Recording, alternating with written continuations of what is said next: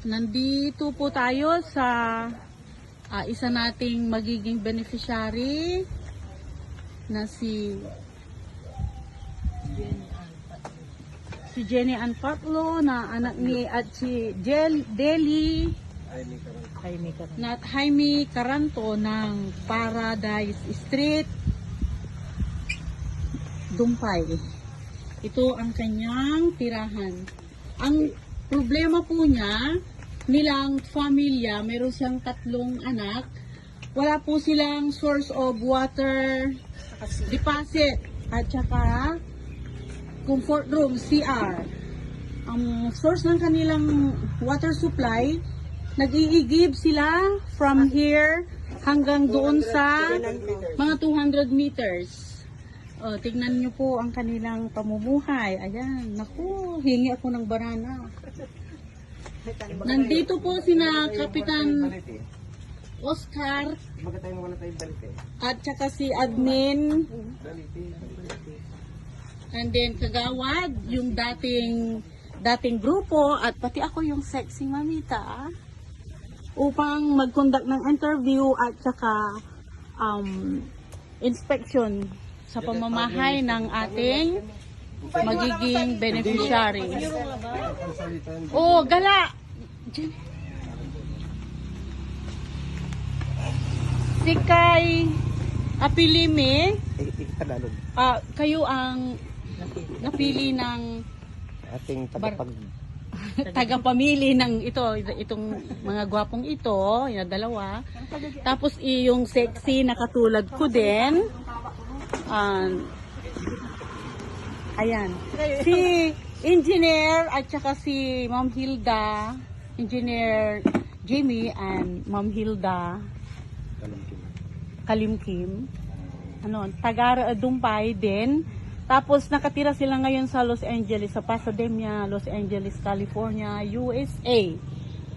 Nagpapahanap sila sa amin kung sino yung mabibigyan ng biyaya, sharing nila, at saka Thanksgiving din, dahil maganda yung yung deserving na family, kasi maganda yung pasok ng bagong taon sa kanila at saka anniversary nila, kaya kayo yung napili namin interview po. Magandang umaga sa atin lahat. Ma'am, magandang umaga po.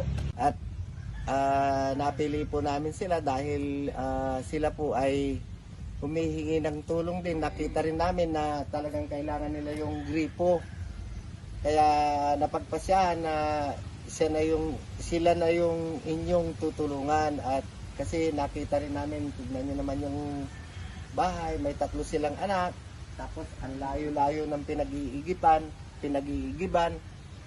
Kuminsan naman kasi talagang basic talaga natin kailangan yung tubig. Hanggang ilang taon na kayong umiigib? Since nung napangasawa niya po ako dito, 13 years na po. 13 years na talaga wala kayong tubig. Ang ginagawa nyo, paano pag ulan? Ganun din po, nag-iigib na lang po kami sa sa drum po, kaya yung balde nilalagyan namin lahat.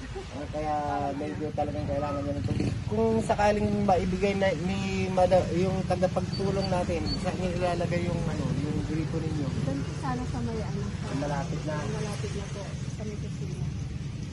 Okay, yun. Siguro. Kailangan nila yung gripo. Kukuha tayo ng gripo, madam. Kami po ay pumunta rito at tinignan din namin yung lugar. Medyo kailangan talaga nila yung tubig kasi tingnan nyo naman, malayo-layo yung agwa ng bahay. Tapos ang hirap sa kanila pag tag-ulan. Siyempre po, pagka alam din natin, pagka nagkasakit yung mga bata o nagkasakit kung sino man, sinong iigib, talagang medyo may kahirapan talaga. Kaya medyo rin kami na bibigyan natin talaga sila ng source of water na sa pamamagitan ng gripo. Yan lamang po. Pag susunod, Babalik na lang. makabili kami ng gamit, babalik kami dito, titignan namin kung paano yung gripo. Tapos ibibideo ulit natin para tapos magpasalamat kayo kay Engineer and Madam Hilda. Kasi sila yung nagmagandang loob na tumulong sa inyo. Engineer Jimmy and Madam Hilda Kalimkim. Okay ko, magpasalamat. Nais ko pong magpasalamat sa inyo, Madam Hilda, tsaka kay Engineer Jimmy Kalimkim. At natugunan niyo po ang aming kahilingan. Maraming salamat po. God bless you po. O si Sir naman. Message lang sir. Message lang. Salamat ka naman. Salamat po. Salamat po. Salamat. Ang pogi mo talaga, oh. Okay, so balik na lang ulit kami pag ano. Bye pa. Kami magpapaalam muna at babalik kami dito after magawa na yung mai-install na yung Mabili yung ano. gripo na ibibigay natin sa kanila. Yun lang po.